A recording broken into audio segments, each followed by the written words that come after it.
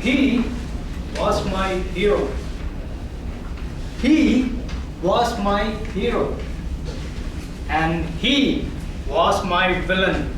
And he was my villain. And after one particular incident, I neither considered him a hero nor him a villain. Good afternoon, Toastmaster of the day, fellow Toastmasters and guests.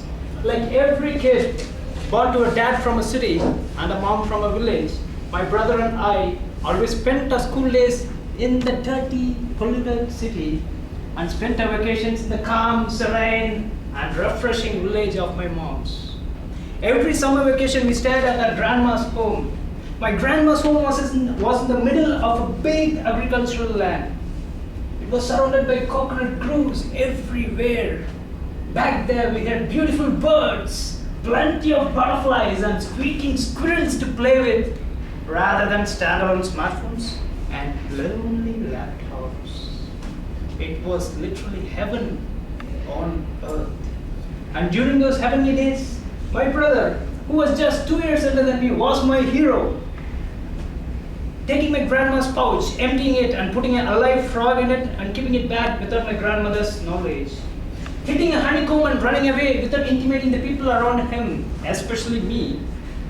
And stamping a dog's tail when it is asleep and even making the dog believe that it was me who stamped its leg was my hero's favorite hobbies, and yet I considered him a hero because I never had the courage to do all that he did. I never had. And he was always my hero. I went wherever he went. I did whatever he did. I ate whatever he ate. And I slept wherever he slept. And where was my villain? At one corner of the coconut grove, among a set of tribal people, was residing my villain, Kali. Every time I crossed this territory, he would come out of nowhere, take a strong stance against me, stare into my eyes, and make this noise. Back then I was very much frightened of dogs, and the moment he does that, I would run away. Kali was the tribe's only hunter dog, and in my eyes, he looked like a black-colored lion, which was barking, and with a short hacker. Yes. He always feared me the most in the entire village. Every time I went there, he saw something in me that struck his nerve, and automatically he used to get angry with me. Unlike me, the hero and the villain had a very good chemistry with each other. They went wherever they went together. Whatever they did together. Whatever they ate together. He was very close with him. They were like peas attached together, inseparable. And the tribal people where Kali stayed along with always had a very beautiful hobby. They had this hobby of hunting down wild rabbits every day. And my brother, being a close friend of Kali, had the chance to join their hunting club as well. Every day they went hunting for wild rabbits, and I would go this way to my grandma's house in pain, unable to join the hunting club just because of my villain. He never let me in. And one day, I got an opportunity. One fellow in the clan fell sick, and they always believed that any number less than 7 was bringing bad luck to the hunting tribe. So my brother came up to me, and just like the Toastmasters, "Brother, I see something in you."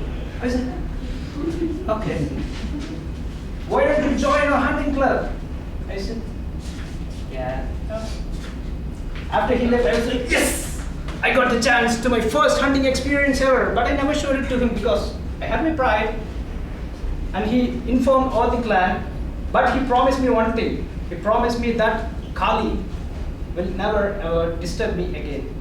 And he whispered something to Kali and he was quiet. I don't know, he was a dog whisperer or something, but he always went quiet after that. I finally joined the hunting club. In a typical wild rabbit hunting, the following happens. They search for a deserted land where the wild rabbits inhabited. Number 2, they identify a freshly dug burrow. Number 3, they surround the burrow with a rectangular net. Number 4, they dig the burrow gently with a soft stick. And at one point, the rabbit would rush itself out of the burrow and get caught in the net. The last step, either catch the rabbit alive or kill it. And we were all set to start our first hunting journey. At around 4 p.m., we started a hunting plan. My brother, who was experienced in hunting, led the clan like a king. To his right was the great Kali, who was followed by a people of 3.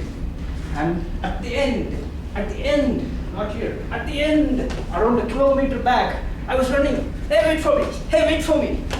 I was the least underdog of that hunting clan. Kali always used to stare at me like as if he was the king's chieftain. And I'd be like, what? I'm a part of the clan. What are you looking at? And we all walked through 2 kilometers of thorns and stones, and we finally reached the deserted land where the wild rabbits inhabited.